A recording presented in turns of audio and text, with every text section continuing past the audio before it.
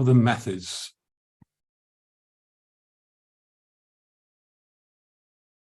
Maybe over a longer period of time. So the analysis takes place through a description of the culture, the shared group, and the themes about the group, okay? And we describe how a culture... John, sorry, it seems like the official make the Zoom class into live streaming, because there are a lot of participants would like to join this class, and then our capacity only 100. Is it okay, John? That's fine, yeah, no problem. If it's useful for you all, that's great, no problem. Yeah, it's now full, 99, 100 participants. Okay, Delphi, thanks for letting me know. Okay, thank you.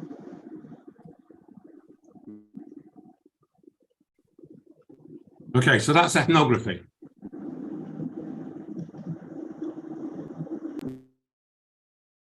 Okay, so case study.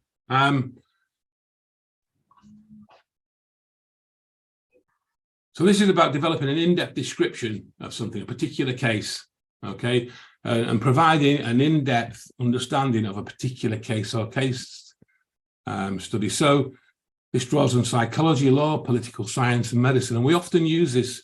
This is a big thing in the UK in management and business studies. I work in a business school, although I'm a sociologist, and we develop a lot of cases about individual businesses in the business school. Okay, to explain how a business might work, what they do in depth in that business. Okay, data is collected from multiple sources such as interviews, observations, documents, and artifacts. Artifacts can be all kinds of things related to the business, what the business does, objects, for example, different types of objects. Nomor kamar deh, Pak. Century. Kan ini Century itu.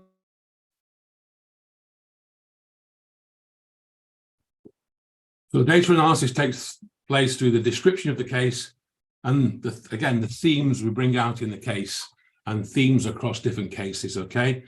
And we develop a detailed analysis of one or more cases.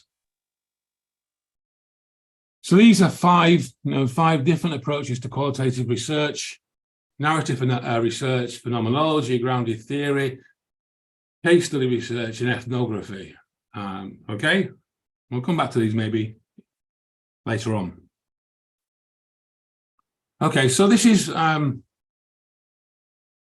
a link here. This is from the UK Research Innovation website, and it's the government department in the UK that funds research for all the different research councils in the UK. So if you're a researcher in a UK university, this is one of the primary places where you can apply for funding for research. And they talk about qualitative research in this way. They say social scientists often want to understand how individuals think, feel, or behave in particular situations, or in relations with others that develop over time. They use in-depth interviews, participant observation, and other qualitative methods to gather data. Qualitative methods are scientific, but are focused more on the meaning of different aspects of people's lives and on their accounts of how they understand their own and other people's behaviours and beliefs.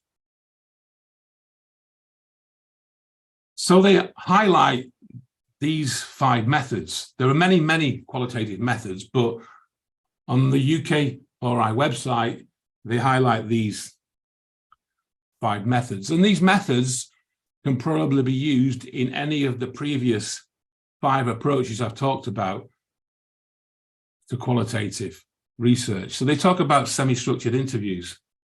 So in semi-structured interviews, the researcher has a small core set of questions or areas that they wish to explore, okay? But they will then take the questions in different directions depending on the answers they receive, okay? So flexibility, as I've said already, flexibility is important in this type of interview, because you might ask your first question in an interview and different people answer those questions. Sorry, just let me close my window.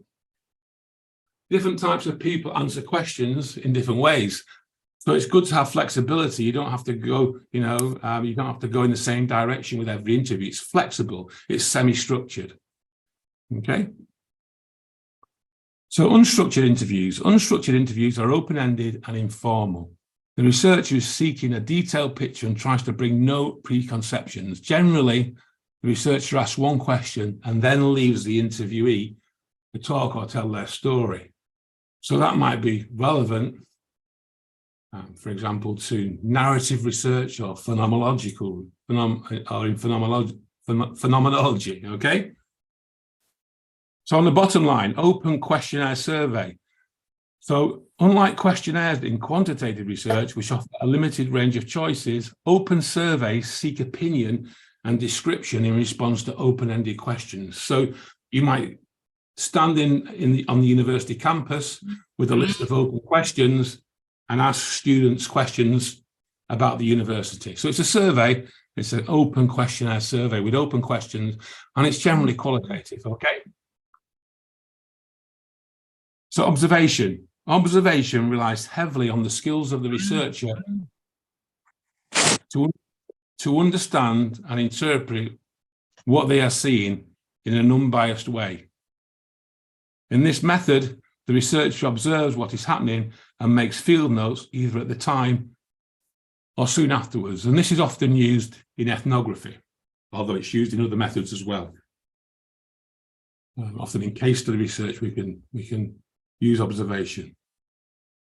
So keeping logs and diaries, and this is a really useful method, sometimes used, not always, not used very often. So researchers and participants can keep logs or diaries as a way to collect details about their daily life. So we did this a few years ago. We were interested in how, what people thought about food when they were in the supermarket, when they were cooking food and when they were eating food. So we asked people in a research project to write, about those three processes: buying, cooking, and eating food. And they wrote diaries about that. We got data through the diaries. Participants are asked, as I've said here, to keep detailed records of some aspect of their life, such as social activities or exercise.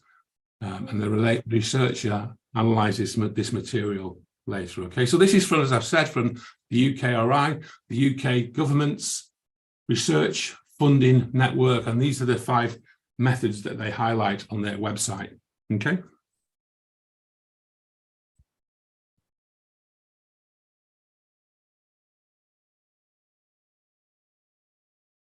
Well, there are different types of qualitative research methods, okay? And when you look for these things, when you read about qualitative research methods, it can often seem quite daunting because there are different books and different teachers, different professors. They talk about qualitative research and research methods in different ways. So you can pick qualitative methods and read about them in different ways. But the strength of qualitative research is that you can adapt them for your own project. You can be flexible with them. You can use different methods. And it's a very, very enjoyable way of collecting data, I would say, because you're interacting with people rather than just interacting with a computer or a screen. Okay, it's an enjoyable way of conducting research. Okay, so I'm just going to focus now on 2 methods in a bit more detail. Okay, so I'm going to focus on interviews and what are called focus groups. So I've kind of suggested already there are different types of interviews in research. So structured interviews, semi-structured interviews, unstructured interviews, all kinds of. If you read a qualitative research book, you probably see many different types of interview techniques. And I'm just trying to think now of what we've used recently. So recently we did some policy research. So we called them, they're called key informant interviews. So these are, speaking with people who are quite high up in local and regional and national government. So they're key people to talk to about understanding the development or implementation of a policy. So they're called key informant interviews. But there's lots, as I've said, there are lots of different interviews that can be carried out. Okay. So I said, write in the chat box, write 2 things about interviews that you think One, useful and important. Okay, so just is the chat box open, Delphia? Yes, John, it's open. Okay, so maybe students can write. You can tell me what they write. So write 2 things about interviews that you think initially are useful and important. I can't see the chat box, Delphia, so it'd be helpful if you could tell me if what anybody writes just initially. Okay, anyone? Can you pass something about the interview on the chat box? Iwan, Yozan, Hadia, Rupa.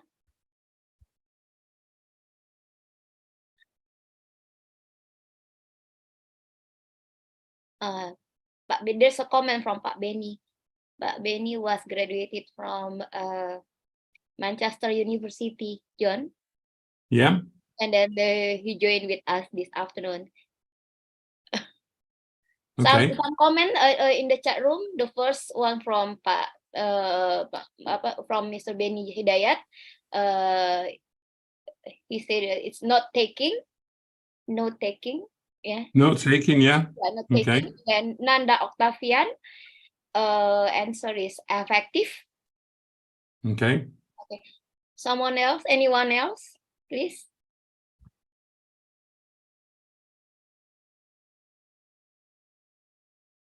Okay, be careful with your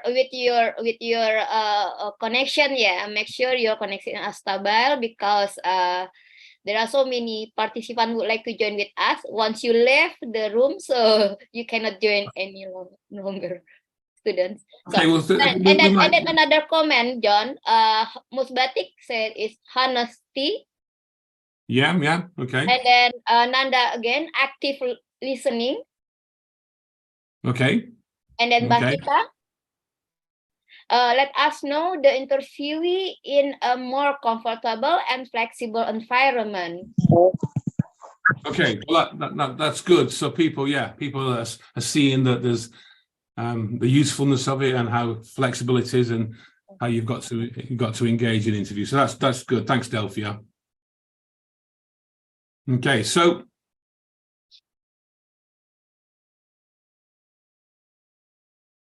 the practicalities of interviewing. Okay, so just some points about what you've got to think about when you're interviewing. Okay, so how will I identify the relevant population? Okay, what's my sample?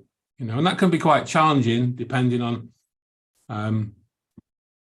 what you're looking at and identifying the people you need to speak with. Okay, who will be interviewed and why? So what do I need to know? Again, related to your sample, really. Who do you need to speak to answer your research questions, achieve your research aims or objectives? So what do you need to know? So again, these things need you really need to think about these things early on if you're thinking of using interviews. Okay. How many times will people be interviewed? Is once enough? Sometimes interviewing somebody once is enough, but sometimes you'll be in a situation where somebody's job might change. You might need to go back when you've done some analysis of your data.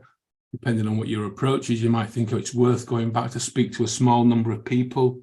And I've done that a few times. You often think you need to go back to people for various reasons. So you might interview some key people more than once. How long will each interview last? Should you specify when you're recruiting people? It's good to specify when you're trying to give somebody, recruit somebody. So don't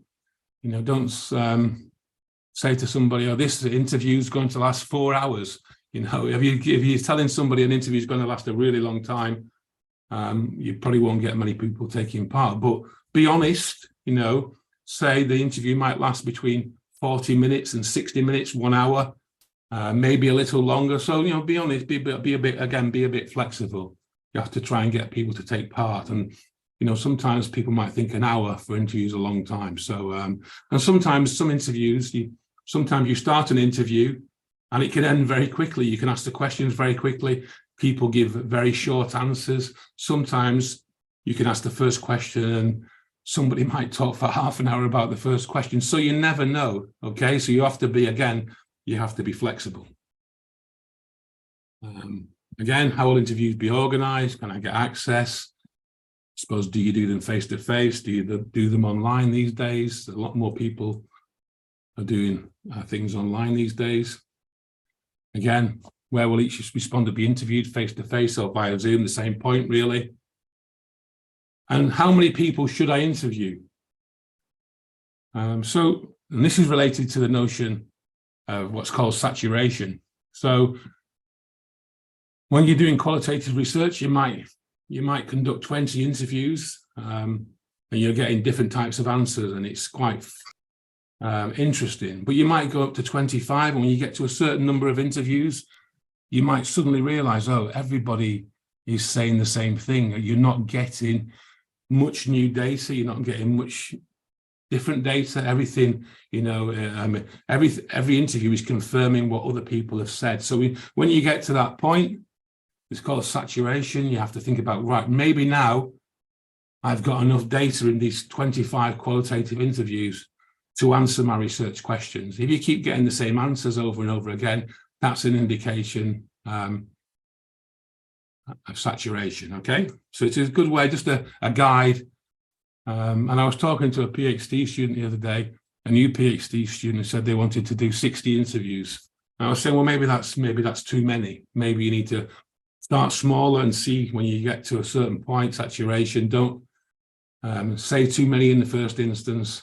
Say you're going to conduct 20 or maybe 30, depending on how the research goes, okay? So saturation is a key concept.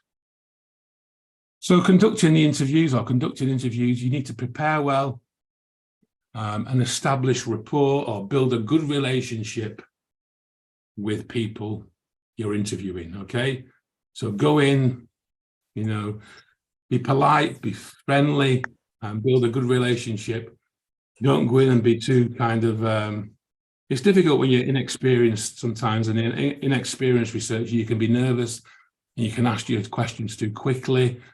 But you've got to, you know, prepare well and be relaxed and try to establish a relationship with people right from the beginning of the interview, okay?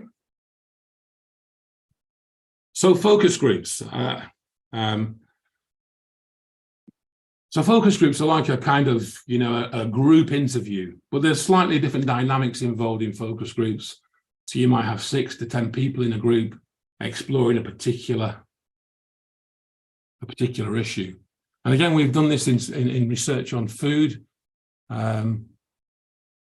different kind of groups of small businesses producing food to understand some of the issues involved and some of the problems that they face.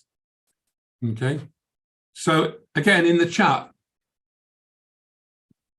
can you think about, thinking about focus groups, can you think again about, one, what's useful about focus groups, and also what's important? Okay, as we did a few minutes ago for interviews. Is that okay, Delphia? Yep, we are waiting, John. Okay. Okay, student, please. Write in the chat room, chat box. 2 things about focus group that you think are useful and important. In the chat, write 2 things about focus groups that you think are, 1, useful, 2, important.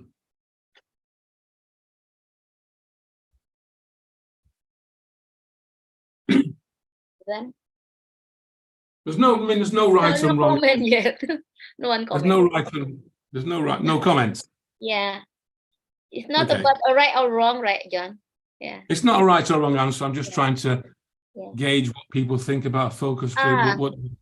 What's different to doing a one-on-one interview, to bring in, you know, what's the difference between having one person in an interview and having 6 people in a big group talking to them? Are there any differences, or anything that's useful or important that people can think about, students can think about, that might just come into their minds?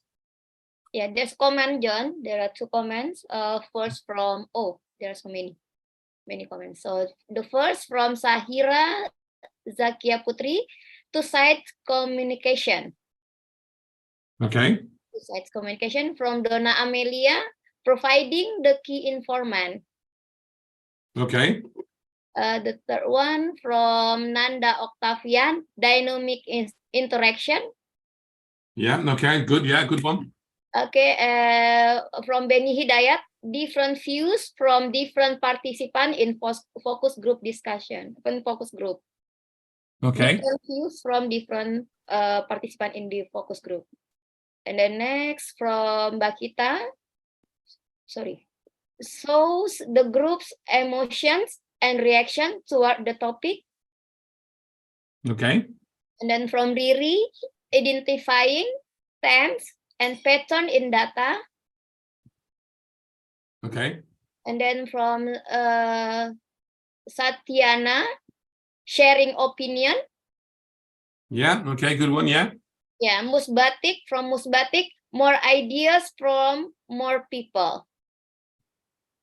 Yeah. Okay. That's a good one. Yeah. Thanks, Delphi. I think that's useful because sometimes in focus groups, you get this kind of, people refer to it as kind of group thing. You often get people talking about things in a discussion that they perhaps wouldn't bring it up on their own in a one-to-one interview. So people prompt each other to talk about different things, and people respond to each other in different ways. But again, that requires great skill from the moderator of a focus group to keep the discussion going in the right direction so that you can collect the data that you need. Okay, so yeah, interesting. Good responses there. So thanks for those students. Thanks, that was interesting. Okay, so what's the focus group then? Small group of people who interact with each other as they respond to a set of questions posed by the researcher. Advantages: group interaction, as your students have said, among participants, which brings out themes and perspectives that single person interview might not bring about. Okay, so the researcher in this context can learn about the topics and opinions that individual participants might not bring up spontaneously, and you get a kind of, then you can assess beliefs and opinions within the group rather than just with one individual. Okay, so I'm going to just play this short film now. I hope it will play and I hope you can hear it. Okay, it's quite interesting, about just a little bit about focus groups. So let's see if it. We here at Board would like to thank you all for agreeing to be Sorry for about this that. focus. Just bear with me a second.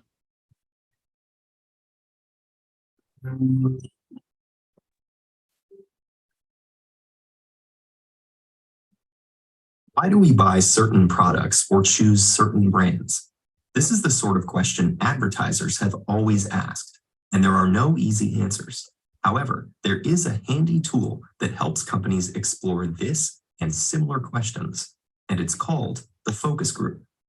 Until the 1940s, market research was often quantitative, using things like sales figures and customer polls to track consumption. But this changed during World War II. Sociologists Robert Merton and Paul Lazarsfeld set out to learn how unprecedented exposure to wartime propaganda was affecting the public. Instead of polling large numbers of people with straightforward questions and quantifiable answers, the researchers conducted in-person interviews, sometimes with small groups, engaging them in more open discussions. Later, this method was picked up by the advertising industry with the help of consultants like Austrian-born psychologist Ernest Dichter, who first coined the term focus group. This new technique was a type of qualitative research focused on the nature of people's preferences and thoughts. It couldn't tell marketers what percentage of people buy a certain product or brand, but it could tell them more about the people who do, their reasoning for doing so, and even the unconscious motivations behind those reasons. Rather than providing definite conclusions for business and sales, focus groups would be used for exploratory research, generating new ideas for products and marketing based on deeper understanding of consumer habits. For example, early focus groups found that contrary to popular opinion at the time, wives often had more influence than their husbands when choosing which car to buy. So Chrysler shifted gears by marketing cars directly to women. And Dr. Dichter himself conducted focus groups for Mattel to learn what girls wanted in a doll. The result was the original Barbie doll. So how does a focus group work? First, companies recruit between 6 and 10 participants according to specific criteria that meet their research objectives. They could be mothers of children between 5 and 7, or teenagers planning to buy a new phone in the next 3 months. This is often done through professional recruiters who manage lists of people who've agreed to participate in focus groups for payment or other rewards. During a session, participants are asked to respond to various prompts from the group moderator, like sharing their opinions on a certain product or their emotional reactions to an advertisement. They may even be asked to do seemingly unrelated tasks, like imagining brands as animals in a zoo. The idea is that this can reveal useful information about the participants' feelings that traditional questions might not get to. Beyond these basics, many variations are possible. A focus group may have 2 or more moderators, perhaps taking opposite sides on a question. Or a researcher might be hidden in the focus group, unknown to other participants, to see how their answers can be influenced. And the whole process may also be observed by researchers through a one-way mirror. But although they can provide valuable insight, focus groups do have their limitations, and one of the main ones is that the simple act of observing something can change it. This principle is called observer interference. The answers participants give are likely to be affected by the presence of the researchers, social pressure from the rest of the group, or simply knowing that they're taking part in a focus group. And because researchers often use a small sample size in a specific setting, it's hard to generalize their results. The findings that researchers do reach from focus groups are often tested through experiments and data gathering. Those put numbers on questions like how many potential customers there are and what price they'd be willing to pay. This part of the process changes as technology evolves. But focus groups have remained largely the same for decades. Perhaps when it comes to the big important questions, there's no substitute for people genuinely interacting with each other.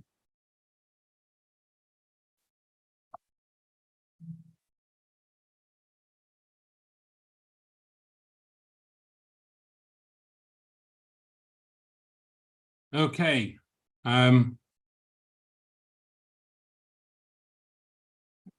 Any questions about that? Any comments about that?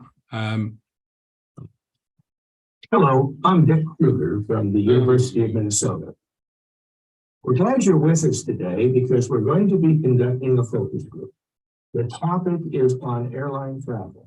And we've invited a number of people who have traveled by airplane over the past few years to join us for a discussion. And we're going to be talking about experiences and inconveniences they faced in their... Okay, sorry about that, Delphia. Okay, John. Can you hear me, yeah? Yep. Okay, I hope that film was appropriate, and I don't know if anybody's got any comments about it before I move on. Just shows really how focus groups are used and why they're used, and they can be used in different settings for different reasons and different purposes. As I've said, we've used them in food-related research to understand what different groups of people in a particular community think about food-related issues and growing food, buying food, eating food, what food tastes like. As you know, all my research is based, a lot of it's based on food-related issues. Okay. John, there's a question, John, from Bakita. Okay. Yeah. What are some disadvantages of using focus groups? What are some disadvantages of using focus groups? Well, I think the main advantage, I mean, in the film there, they talked about some of them. Towards the end, they talked about the disadvantages, but I think some of the advantages are that you get answers from people, answers from the group that you wouldn't usually get in a one-to-one interview. So they might be negative, but you might also get people spontaneously having a discussion in the focus group between themselves that, that opens up in a new way that you wouldn't get if you were just speaking to one person. So one or two or three people within the focus group might take the discussion in a new direction because they've got particular or more experience of a particular problem. So you might get data or insights that you didn't expect. And I think that's the great value of them, that though the interaction between different people within the focus group is the real, I think, number one advantage that you're looking for, that we've been looking for really when we've used them sometimes too. Okay, that makes sense?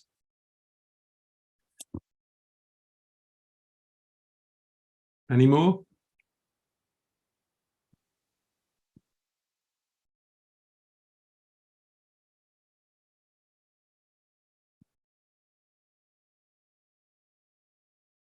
Okay, I'll move on, yeah? I was going to have a quick break here for 5 minutes, Delphi. Is that okay? Let people get a drink or?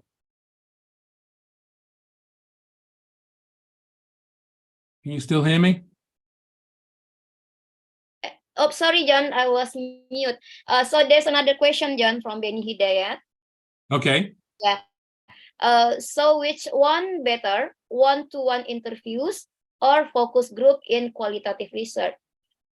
Yeah. What are the main consideration in choosing the method? Okay. Well, I've worked on some big, some projects before where we've done lots of interviews, and we've decided to use it when we're halfway through the research or in the middle of the research. We've decided, oh, maybe some focus groups would be useful if you're getting the same kind of answers in interviews, and you think by bringing people together in groups, again, the same as the previous answer, really, you might, by start thinking about using a focus group, you might get some different types of insights. I mean, at the moment, I'm doing some research about bringing groups of food growers and producers together to think about the best way of doing something. So some people will have one type of opinion about the best way of doing it, and some other people will have another way. So what I'm trying to use the focus groups for in this project is to try and find some way through the different types of problems people face. So to have some consensus about what the best solution to a particular problem is. Does that make sense? I hope it does.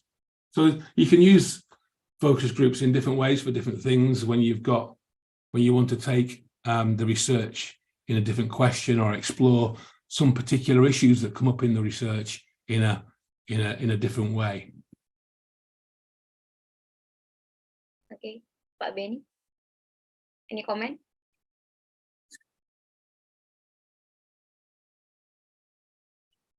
Okay, another question, John. Yeah. Oh, and then, okay, thanks from Pak Benny. And then the third question from Donna Amalia. How to resolve too many different ideas during the focus group? Thank you. Okay, thank you. Another good question. And again, it goes back to that when I was talking about earlier about the skills of the researcher. So sometimes it's not easy being a qualitative researcher. You need lots of skills. So in a focus group, and it talked about it in the film, sometimes you need two moderators, two facilitators. You need to, always keep, and it's quite difficult when people are talking in the focus group. So you need the skills to stop people and point people in the right direction. So it's not always easy, but having the right skills and to do these things is important. And the best way of getting those skills sometimes is to go and actually do focus groups, or to ask somebody else who's doing focus groups if you can observe them doing the focus group. So, you have to be involved in them and to see them in operation to work out how they work and, put things into practice and try them out. And that's what I did when I was an inexperienced researcher. I often asked people if I could go with them to watch things and to observe things. So yeah, okay. Okay, any question?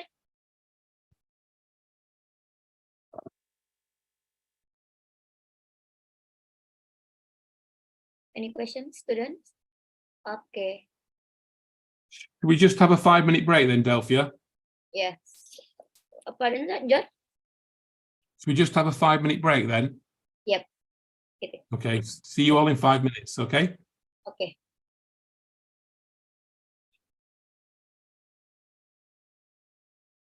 Tea break. Yes.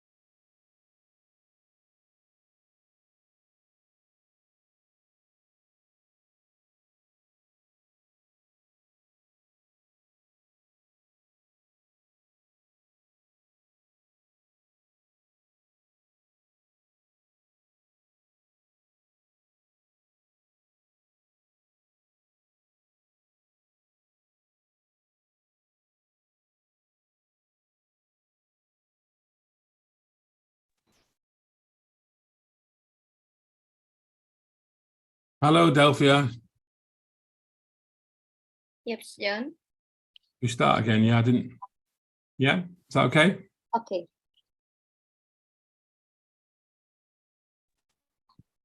Okay, so just thinking a little bit about analysis. Okay, so qualitative analysis during data collection.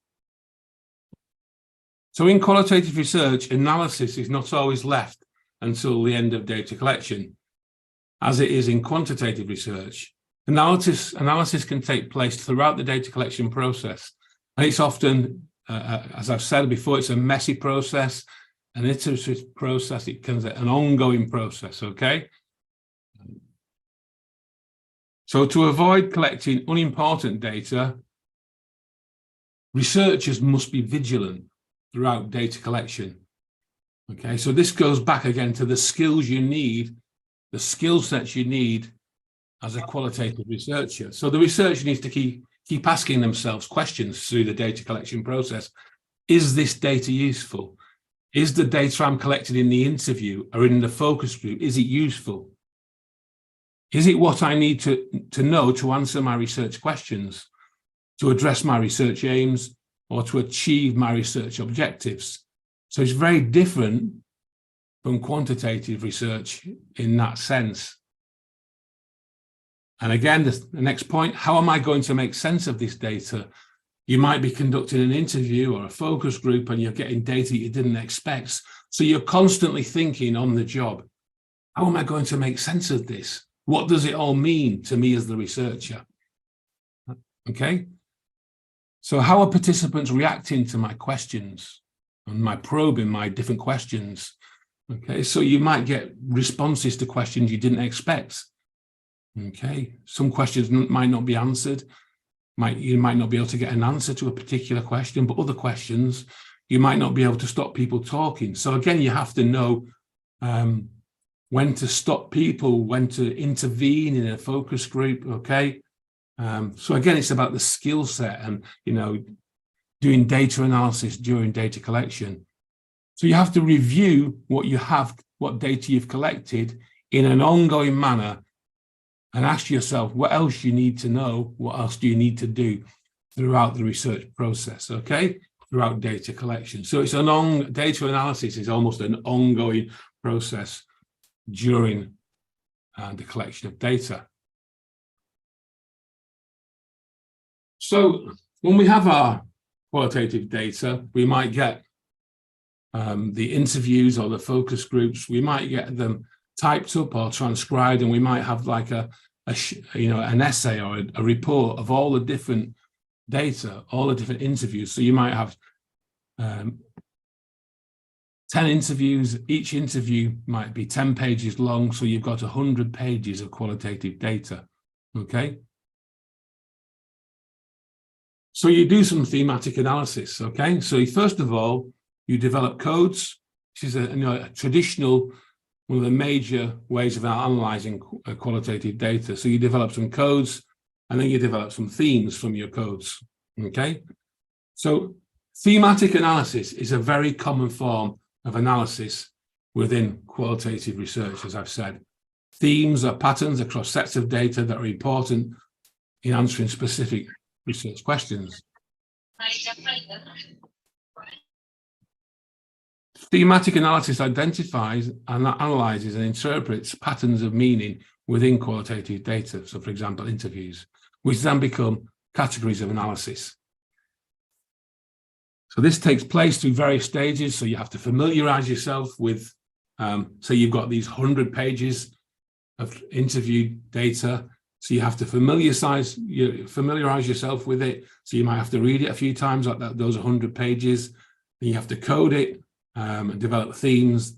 And then you have to write up and analyze it, for example. Okay, so it can be quite an intense process. But again, I'd say it's a very enjoyable process, working out and realizing what data you've got. And sometimes you don't know. I mean, you might have really good interviews, but until you actually start going into it in depth, you might not really know what data you have, okay? So this is an example of coding, okay? Just a short extract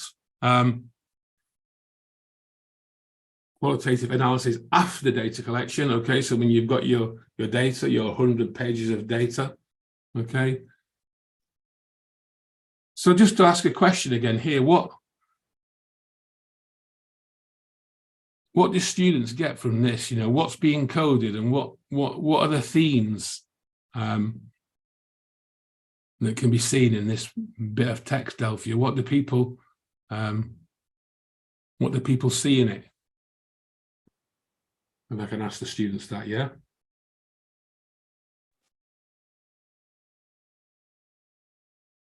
Okay. Okay. Please pass your comment on chat box. Yeah. Okay. What the coding? What this paragraph said about? Yeah, what do they see in it? Yeah. What's it about?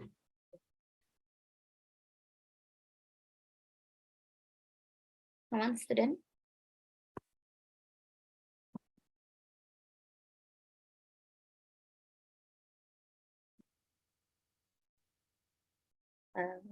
The first answer from Donna.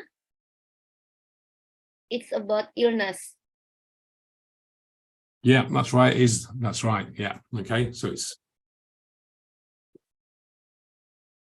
the coding is highlighting particular aspects of being ill, isn't it? Pain. What the impact of pain is when it's bad. Sometimes it's worse. Stops people doing things. Stops them getting out of bed. Drugs people might take, and the types of relief, temporary or partial, that people. So you're coding. This is from an interview. So you're coding this interview, looking for the key points. Yeah, there's another comment, John. Yeah.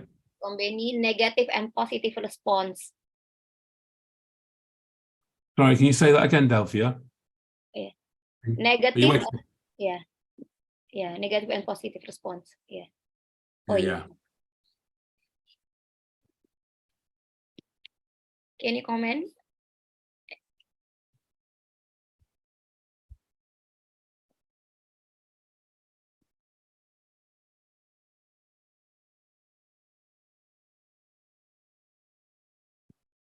The qualitative research students.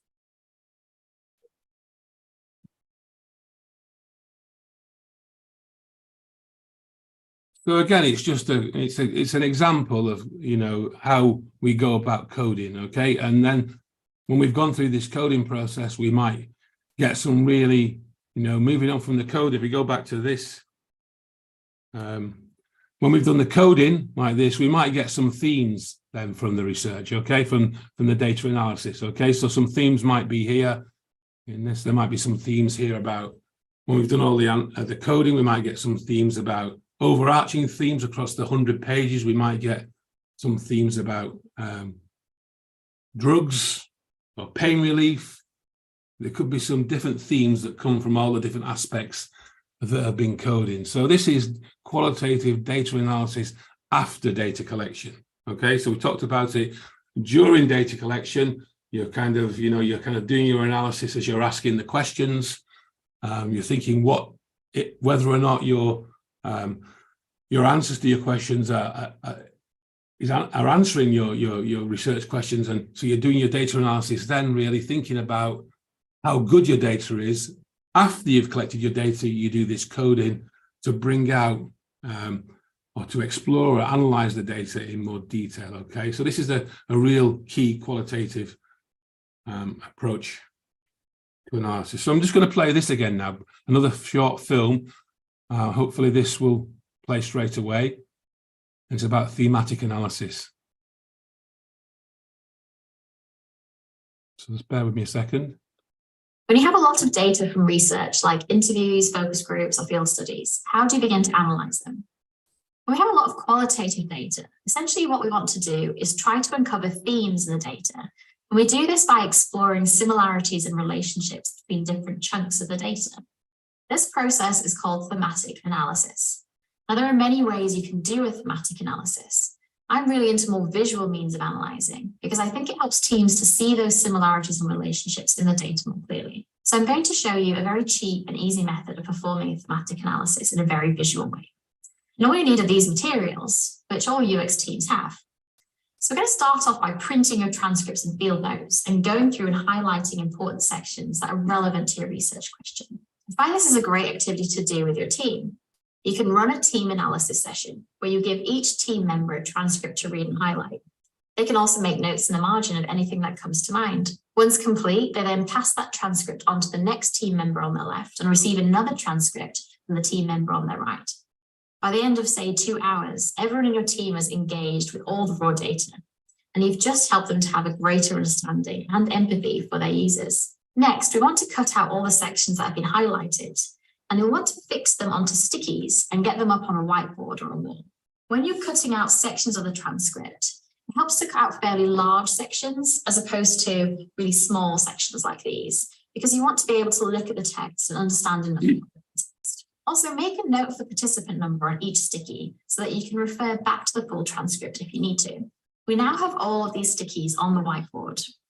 What we want to do now is organize these in terms of what they're about. We're adding here what's called descriptive labels. So we're going to go through, group them and name the categories. Once we have our categories, we want to start thinking about how these all relate to each other. And this is the part that most people find the most difficult and also takes some time. So here I'm creating a new grouping because I can see multiple participants talking about approaching cooking in a very flexible way, wanting to throw ingredients together to make a successful dish, and also have ingredients that can be used in many different recipes. So I'm giving this grouping a new name to describe this finding. As we proceed in this way, some of these groups are going to collapse or expand, and we're going to give them new category names and describe those findings. So as you can see, this method is very visual and it can be done collaboratively with your team. You can learn more about this method of thematic analysis and other methods of analysis in our course on user interviews at our UX conference.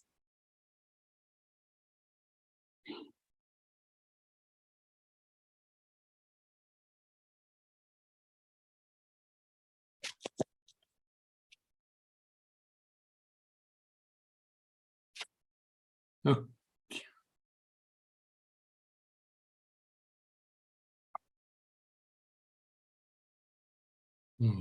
Bear with me a second.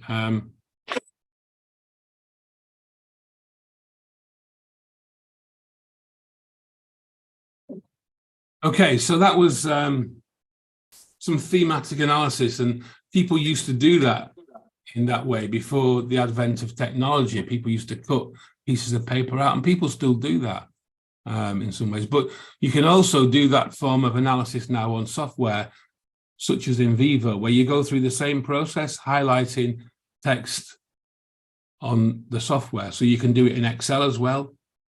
You can do it in all kinds of software. You could do it in Word, but some of these sophisticated software packages, such as NVivo, provide a whole range of tools for analyzing qualitative data these days. And I'm sure Delphia remembers that a lot of people use this in Huddersfield. I mean, thinking about some of the research I've done, Delphia probably remembers some of the people I used to work with. Do you remember Dima and Radi? Delphia? Yeah, yeah, John. Yeah, well, Dima and Radi used to do interviews with entrepreneurs, Muslim entrepreneurs.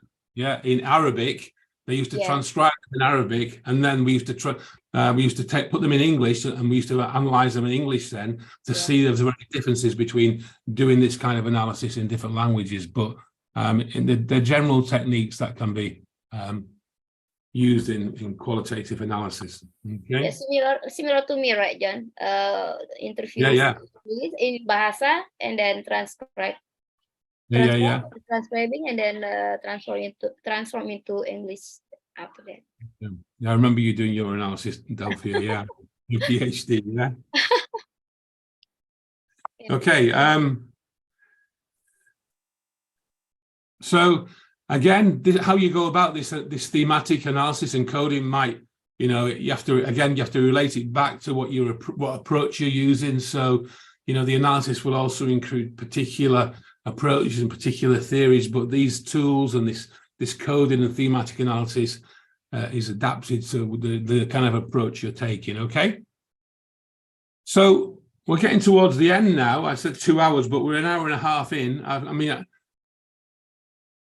this is one of my books and some research I did. Okay, so this is just a little exercise I thought we could do together for 10 minutes. So in this book, we've got what you could call case studies of individual Muslim and individual Jewish consumers. So we've got, this book is about kosher and halal consumption. So we've got 20 case studies in the book from 20 consumers. And this one on the screen here is from a young Pakistani woman. And it's what we did when we were writing the book and doing the analysis.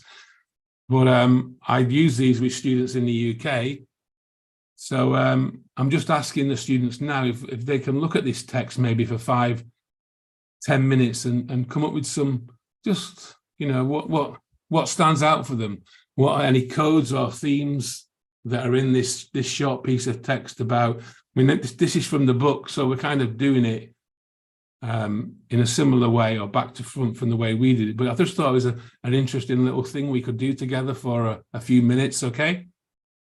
Does that sound okay, Delphia? Yeah. So we're going to do some coding together. So just, students, if you could just read this now for the next 10 minutes, and then put some codes in the chat box for Delphia, or some themes, if you can get some themes from the codes from what's in this text. Okay, you've got the you know, this is from this book that I wrote 4 or 5 years ago now, and published from my research. So if you want to have a go at it, just read it, and we'll give you 5 or 10 minutes to do this. Okay.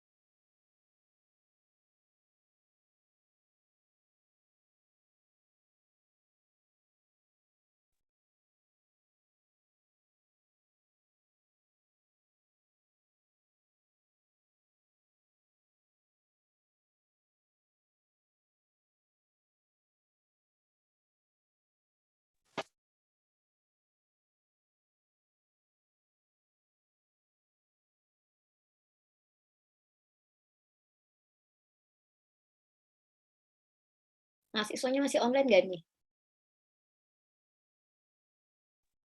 Masih Bu Ide. Dikasih Ya. PR. Buat malah nggak on ya.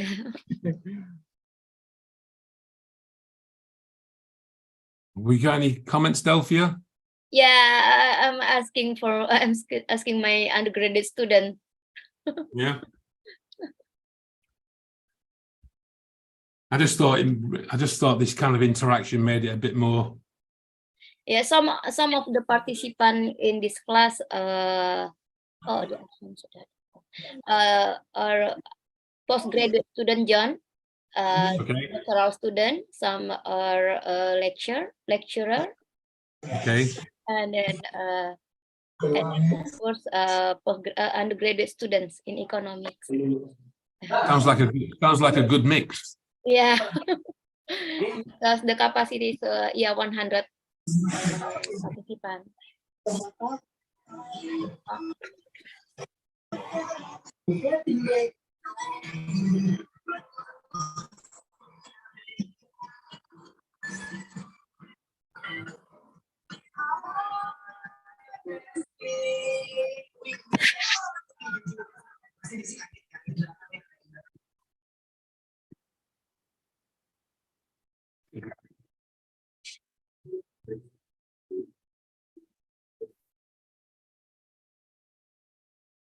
If you get any comments or codes, or just let me know and we can.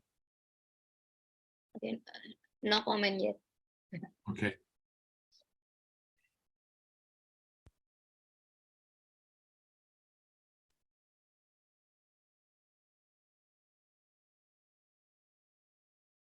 Hello, John.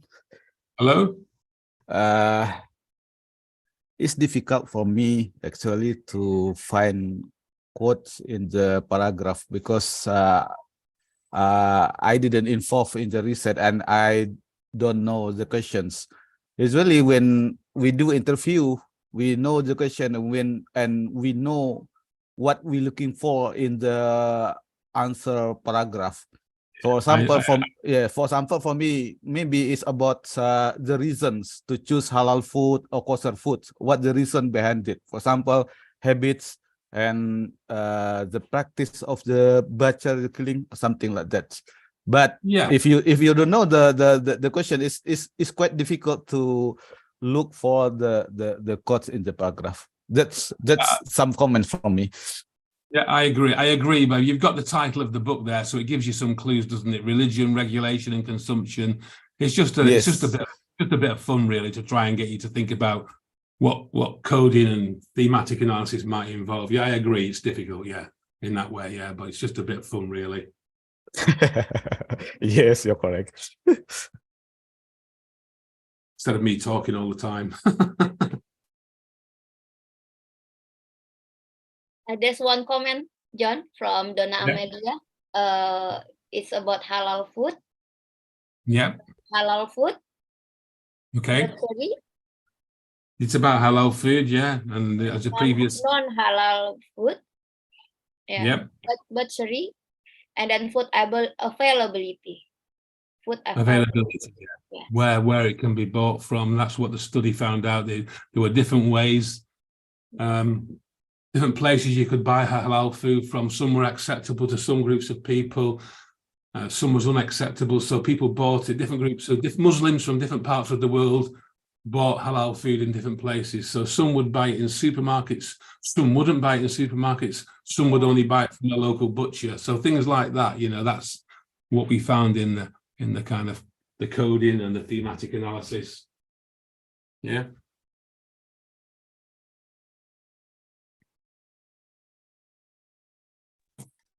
Anything else, or? Yeah, it's not so difficult to find halal meat in Manchester, right, Pak Benny?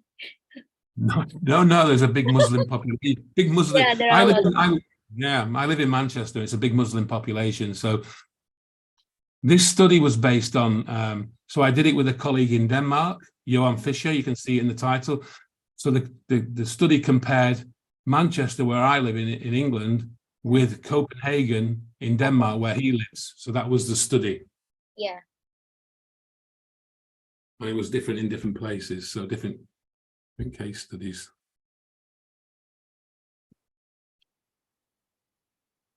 Okay, well, I'll leave that with you all.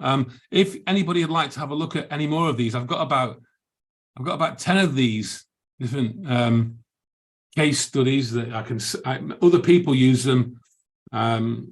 Other universities, they find them useful. But if anybody wants to look at them, just let Delphia know, and I can send people some of them. Okay, but let's move on. See, I'm getting towards the end.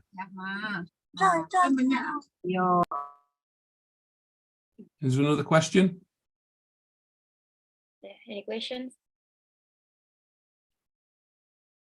Okay, well, let's move on. Yeah. Okay. So just going towards the end now. Like I say, we've got through this quickly, but so this is you can see the link here at the bottom. Okay, this is somebody called Graham Gibbs at Huddersfield University, and he's got this YouTube website which is quite useful, and it's used by a lot of universities around the UK. And if you go to click on the link, he has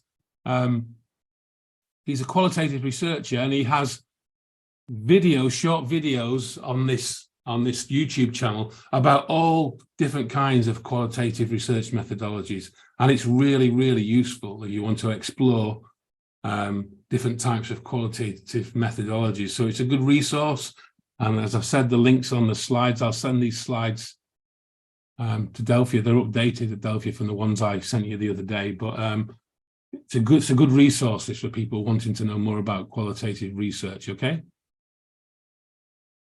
Okay, that's it. We've got through it quickly, like I've said. Anybody's got any questions? You know, we can talk now. People can email me, so I'm willing to take any questions now, Delphia, about anything. Yeah, my pleasure. Bu John. Ide, izin ada pertanyaan Bu Ide. Okay. Yeah, there's a question, John, from Budana. Yeah, please, hello, Budana. John. Hello. Nice to meet you. Yeah.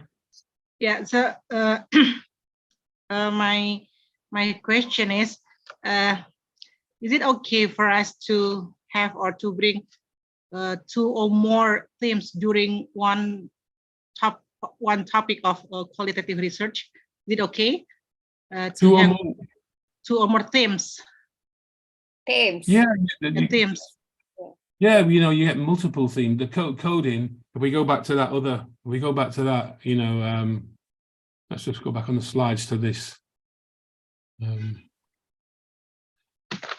The coding here in this short piece of text, you know, highlights, you know, pain, when pain gets worse. You know, so in that theme, one of the themes might be, you know, it could be pain relief, it could be drugs, it could be there might be something else in there about that, how that affects somebody's life, their work, or, you know, so yeah, just by doing the coding and highlighting what's common to all the people across all the so you've got 10 interviews like this and you've coded them all.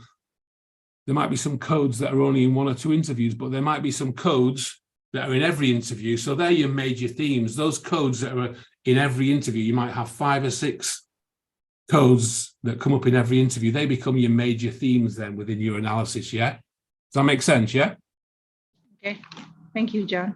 Thank you, so it could be Ide. That's okay. Okay. Any question, students? Nabila, Nurul Anas, Indah. Any question, Indah? Hi, Kaide. I'm so sorry. I'm now actually in the cafe. Hi, John. Nice to meet you. You too. Thank you for inviting Kaide. I also lecture in Nandos University and actually graduated from Birmingham, John. So I do really hope that I can, you know, come back to the UK very soon. Yeah, I actually really interesting with the qualitative research. I mean, probably Kaide, I also really want to know more and related to the things that you said before. But in Indonesia, you know, Kaide, I don't know that qualitative research will be, you know, one of the best type or the research, right, Kaide? Some people think that all qualitative research, they just, you know, like hesitate with the result. I don't know why, but at this time, I actually really into qualitative research and I do really want to learn more actually, John. So I just coming late actually only a day and I'm going to, you know, watch this video again and I'm probably gonna, you know, get a further question to John using email, for example, probably. So I do really want to learn more from you, John. Yeah, well, that's okay. Feel free to get in touch. I don't mind. That's fine. Thanks for your comments. Yes. Okay, John, my nickname is Ide. So here, Delphia. call me Ide, not Delphia, but Ide. Edie. Ide means idea. Okay. Yeah, you can call a big sister with Uni. So yeah, Okay. this is how we call. So yeah, so Indah call me Uni Ide or Kak Ide. That's why. Okay. Yes, Indah is in the process looking for the university, right? Yeah. Yeah, I got it already actually in Coventry. LOA unconditional Kaide, so probably just preparing for the scholarship soon. Okay. Okay, Well, nice to meet you. Good luck with it. Yeah, thank you very much. Krisa, Revdila, any question? Ovi, Nabila, Iwan. Oh. Yeah, because yeah, it's for for our student, we are familiar with US English, not British English, John. So Yeah, I can imagine. Yeah. yeah. I try to keep it. I try to keep the language as simple as possible, Delphia. Yeah, but we have recording for this, so student can listen to the recording after that. Any Okay. questions, students? I Nabil? hope it was. John, Yep. it's me again. Okay. Hi. Okay. I'm not Delphia students. It's my college. He's Uh, a lecturer in engineering, John. I'm engineering construction management. So I've been using mixed methods, qualitative and quantitative. And since you mentioned about NVivo, I have been using NVivo since version 7 around 2010. And have been abandoned it about some years until now. And I want to explore again about the qualitative research. One that maybe you can give me tips about using NVivo. For example, I still a newbie in using NVivo. For example, when we coding, are we coding word, sentence, or paragraph, something like that? And I think that's in the newest version, I think that is better than the new one. Still coding, subnode, and so on. But my main difficulties in using NVivo, that one. Are we coding words, some words, sentence, or paragraph? What's your opinion on that, John? Thank you. It's a good question, because every year or every couple of years they update NVivo, don't they? There's a new version and it has new techniques, like all these things. So you're constantly looking to update your skills about how to use it. I mean, again, it depends on what you're looking for. I suppose different, so you might be, if you're analyzing, like, I suppose, how language works, the structure of language, you might be looking for particular words or phrases. If you're looking for things more broadly, you might be looking for paragraph sentences. It totally depends on what you're looking for. I've got a PhD student at the moment who's looking at the structure, she's looking for particular instances in the structure of language, how language is used, and that's related to her methodology, narrative analysis. She's looking at how language is used in particular ways amongst a particular group of people. So she's only looking for words and phrases. So it depends on how, what your methodology is. But I think NVivo can do all that. But you do need great skills to keep on top of NVivo. But I think it's a fantastic tool, but you have to use it regularly to really get the benefits from it, because it's got better and better and better, but again, it does take a lot of time. So we have in the University of Huddersfield, we have regular kind of skills updates with it once a year or two, just to keep people up to date with it. But I think it is quite flexible, and like I say, I think it relates to what you're looking for, really. Okay. No, that's not a very good answer. But if you want to email me, feel free to email me, and we can discuss it in more depth. Yeah. Okay, and also I just some friends mentioned about Atlas. I never use it. What do you think? Compare NVivo and Atlas in qualitative analysis. Yeah, I'm not really used it. I've got some colleagues who use it, but I've not really used it really. I mean, if I've got a small data set, I tend to use Excel. Depends how big. If I've got a bigger data set, I'll use NVivo. So it depends. Yeah, I've not really used Atlas that much. Okay. Thank you, John. Thanks for your questions.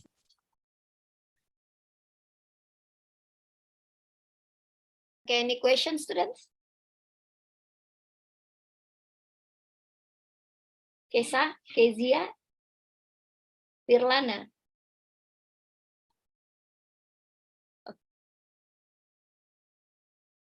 Bakita, any question? Rupa?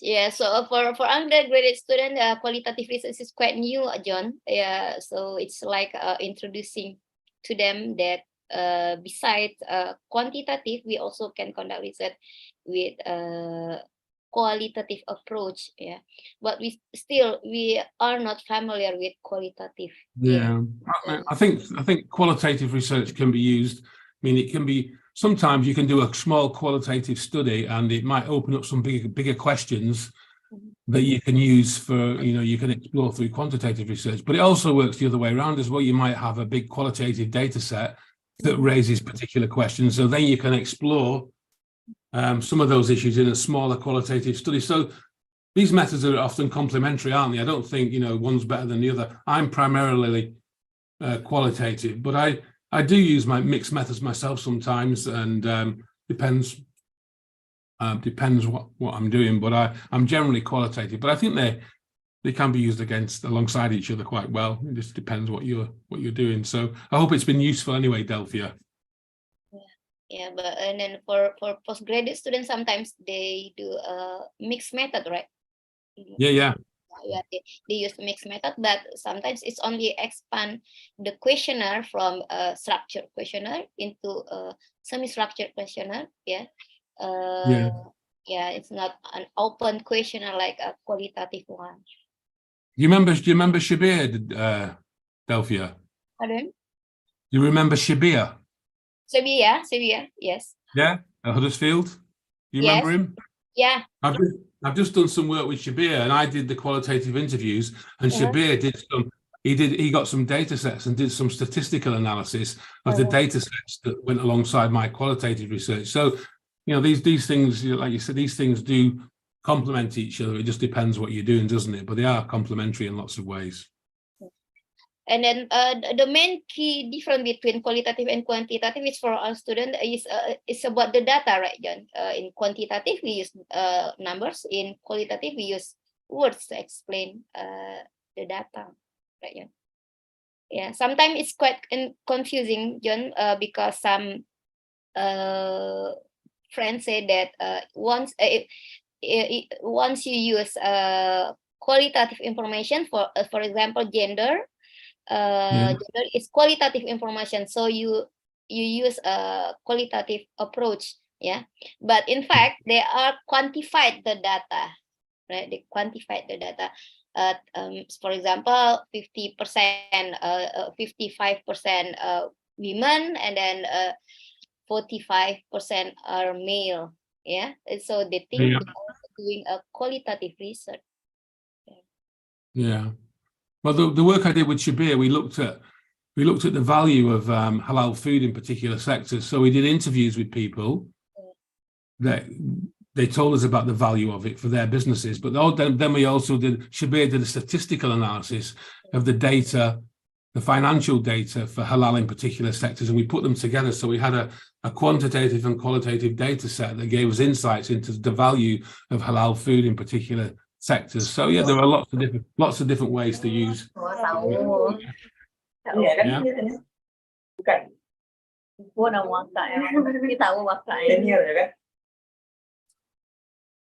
Any questions, students? It's almost 6 in the afternoon here. It's almost 12 right there. Yeah, it's almost 12 here. Yeah. Yeah. Any questions, students?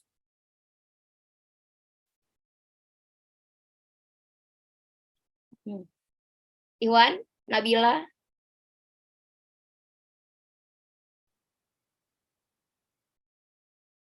No more question?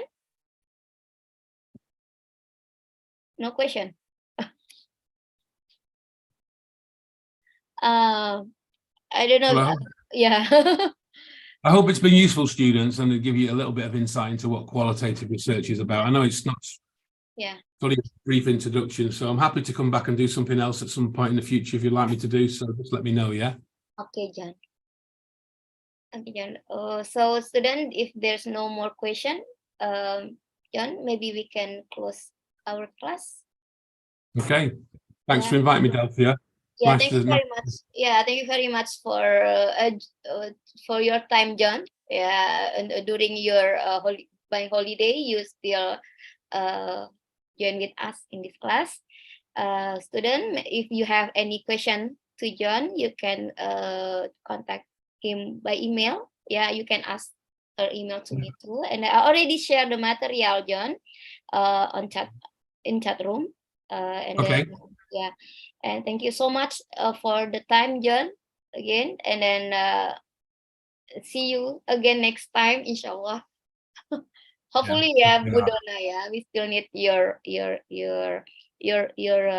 sharing, yeah. If especially for postgraduate after this, yeah, for postgraduate student after this, because for undergraduate student it's only like an enrichment, yeah, enrichment. There's another alternative for to quantitative, yeah, for Well, we research. could do some of these exercises in more detail with postgrads and open it up and do some more types of things online and use some software and things. So yeah, let me know, Delphia. Okay. Okay, thank you so much, John, again. And then thank you so much for everyone who joined this this online, Pak Benny, Bu Donna, Yeah, and thank everyone. you, John. Yeah, thank you. Thanks for all your questions and nice to meet you all.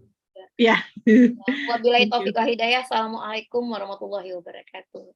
Waalaikumsalam warahmatullahi wabarakatuh. Okay, thank you, John. Yeah, thank you, John. Thank See you. you. Take care. Bye, everyone. Every day. Bye. Bye. Bye-bye. Bye. I'll be back with you with an article, John. I still thinking about it. Oh, Jerry, he lives, he left. Nah. Oke, terima kasih banyak. Nggak ada yang bertanya tadi nih.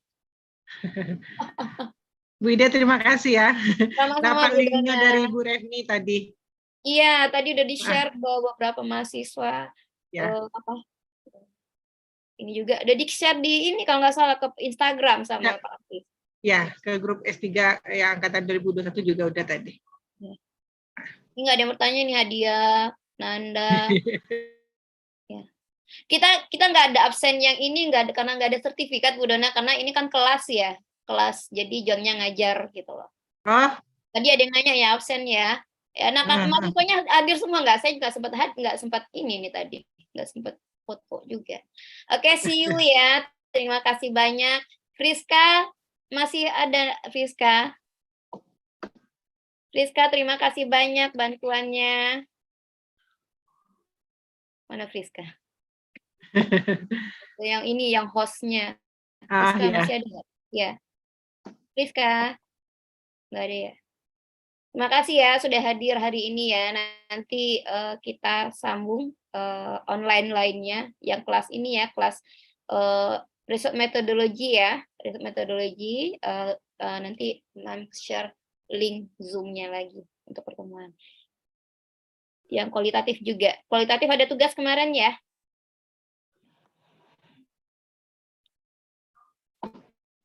Ya, Nurul Anas ada tugas ya? Ada, Mem. Ada, Mem, presentasi, Mem. Presentasi ya, jadi siap-siap untuk presentasi ya. Sama Nurul Anas, Nurul Kamal.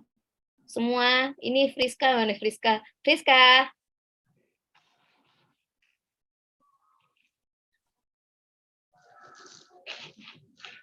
Oke, semua. Mem izin live ya. Terima kasih banyak sudah hadir. Assalamualaikum warahmatullahi wabarakatuh. Waalaikumsalam warahmatullahi wabarakatuh, Mem. Konyol.